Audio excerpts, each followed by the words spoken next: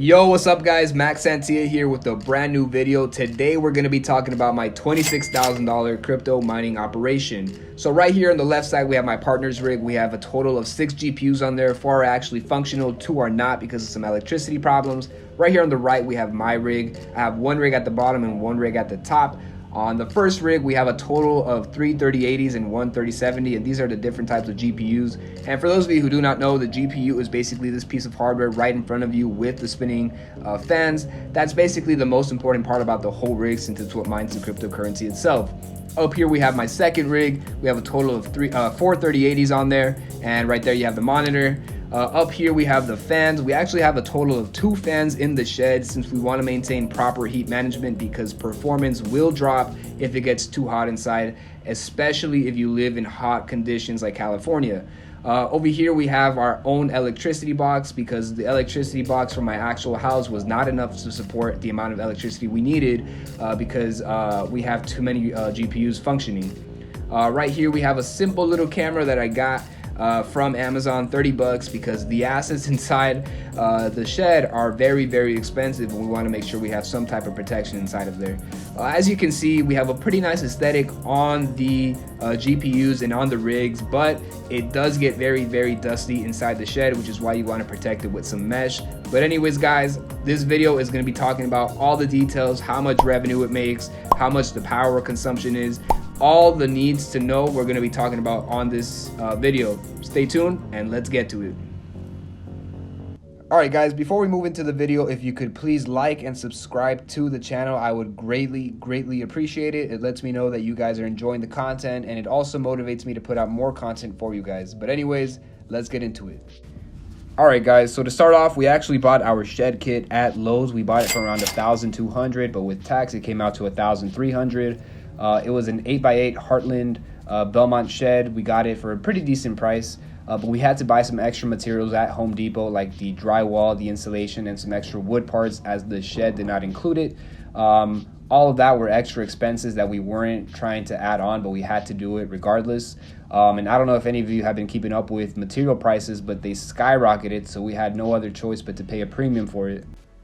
So as you can see here, they're putting the first set of flooring on the frame of the shed. You want to make sure that you have a very solid foundation for this, and it's actually crazy because the Lowe's shed did not come with enough wood to maintain a proper foundation, so we actually had to go out of pocket and buy some extra wood. Otherwise everything would just straight up fall through the floor. As you can see here, they're putting up the walls on the shed. And it's actually crazy because I was here filming this thing from the scratch. It took about a week to build, and it's very interesting seeing how everything just comes together perfectly nice from people who know what they're doing. And these guys were extraordinary, because at times, like I said, some parts were not here. The manual was like giving weird measurements that didn't really add up to the materials. So these guys knew what they were doing, and they really did a really good job at handling the whole process. So now we move into the electricity part of the shed. You have to make sure that you use the right type of cables, the right type of material, the right type of product when you're doing the electricity part, because when you're mining cryptocurrency, you have to label your rigs as industrial machinery. This is not your simple, PC plug and play where it just requires a little bit of juice. These machines require a lot of juice, and not only that, but the right amount of juice. So you want to make sure that you're using the right cables, the right outlets, the right amps, otherwise there will be a fire, and these rigs are not getting cheaper. So now we get into the installation part of things, and one thing I can't stress enough is that you must maintain proper heat management inside of your shed, because your rigs will overheat and performance will drop, meaning that you will not mine as much cryptocurrencies as you wish if the heat management is not under control inside. As you can see here, we have our 2 fans that are allowing a cool inflow of air. The holes on the bottom of the shed with mesh that you're going to see later on, that's going to allow inflow in the first place. Now it's all about finishing touches. Our guys are just patching everything up, making sure there's not going to be any holes, for that when we do put the primer, it's a clean inside of the shed. There are no holes, no leaks, nothing for bugs to get inside. One thing for sure is that it's going to get dusty regardless, because of the holes on the bottom causing an inflow of air inside the shed. So you're going to have to make sure that you have to protect that with filters or mesh. Right here are the finishing parts. Everything's painted with primer and paint. We're putting our floor in just to make it look nicer. And actually, this is, I guess, what you would say, the 3rd layer of flooring. We want to make sure that you have, like I said at the beginning, you have a nice solid foundation. Building the rigs was actually one of the fun parts of the entire process. I'm going to be talking about how much each rig actually cost us. There's a total of 3 rigs inside of the shed. Once you build your first rig, it's pretty much simple to build the rest. And we actually had a lot of help from our programmer, which you will be seeing him in the video. He helped us, find the right products, the right pricing, where to get the best deals, what type of GPUs are best. He helped us do the whole thing from scratch. So shout out to him, Kyle Alba.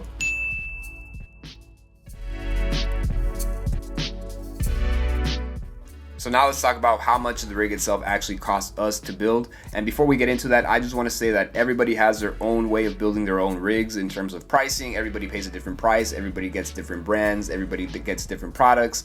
Everybody gets a different type of power supply. Everybody has their own style. We went with what my programmer and partner thought was best in terms of financials and in terms of efficiency. So without further ado, let's get into it. First up, we had our CPU. We paid $250 for it. That comes with the CPU itself and the fan. We also had to buy our riser cables. These were about $40. We had to buy a power supply, and we actually used a server PSU style for our power supply. So that means we bought 2 power supplies, PSU style. We paid $70 for 2 of them. We have our breaker boards, and since I just mentioned that we had 2 power supplies, you need a breaker board for each power supply. So that's 2 for $20. We have our frame. The frame ran us about $100. We need our motherboard, and I got the 8th to 9th gen motherboard. I believe I paid $165 for it. We have our SSD card, which is $30. Our RAM card, which is $32. PSU cables, which are $30. Our monitor, keyboard, and mouse, we all got for about $25 at Goodwill, so we got a really good steal on that.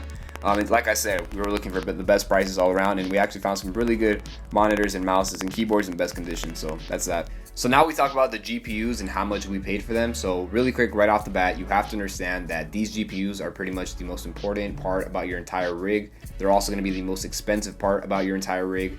These are going for resale value, so there's no way you're going to buy these at retail prices. Pretty much, you could find regular GPUs at retail prices for maybe like $700, $800. Resale prices, you're looking maybe towards the 1800s to 2.5K. Resale prices on eBay, Amazon, OfferUp, just because they are in high demand and people understand that the cryptocurrency miners are like really wanting them right now. So now we're going to dive into the specs of my shed. My partner has a full rig of 6 3070s. I believe he paid $1,500 to $1,600 per GPU. So you're looking at a price of $9,600 to about $10,400 on the GPUs itself.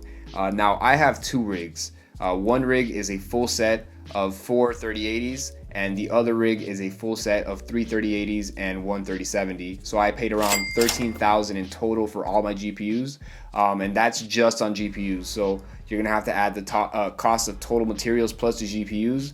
That's how much I spent on hardware alone. So it's a pretty decent number.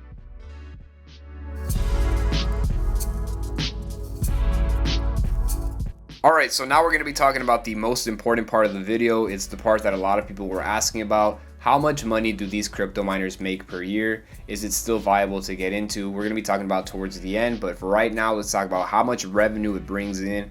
What's the total power cost? What's your net profit? All that information. We're going to be talking about that right now. So let me just start off by saying that I don't know too much about programming nor about software, so I just hired my programmer Kyle. He's a very good, smart guy in computers and tech, so he just did the whole overclock settings, make sure that I get the most power and efficiency out of my miners, put shortly, make the most money possible. He handled all the programming and overclocking, so he did a really good job with that, so let's dive into the numbers. So to really understand how much money your miners are making, you just have to put the total hash rate that you're bringing in through a hash rate calculator, and that's going to tell you how much Ethereum you're mining per day, per year, per month, per hour. So let's dive into those numbers right now. So as you saw, I'm bringing in around 717 mega hash per day, and what that translates, it's around 0.55 Ethereum per month and 6.6 Ethereum per year, which translates to around $1,800 per month in revenue and around $21,000 per year in revenue, and that's USD. So that's 6.6 Ethereum per year, basically half an Ethereum per month. That's what it's mining around right now. Now, I know what everybody's thinking, and no, it is not the total profit. What you just saw, that $1,800 and almost $22,000 per year, is not net profit. That is just revenue that is coming in, and it's being paid out to me via Ethereum. I'm not getting paid in USD. Since it's mining Ethereum, I'm getting paid in Ethereum. So to answer your question, what is my net profit? Well, we have to look at how much our power consumption is, and that's what we're going to dive into right now.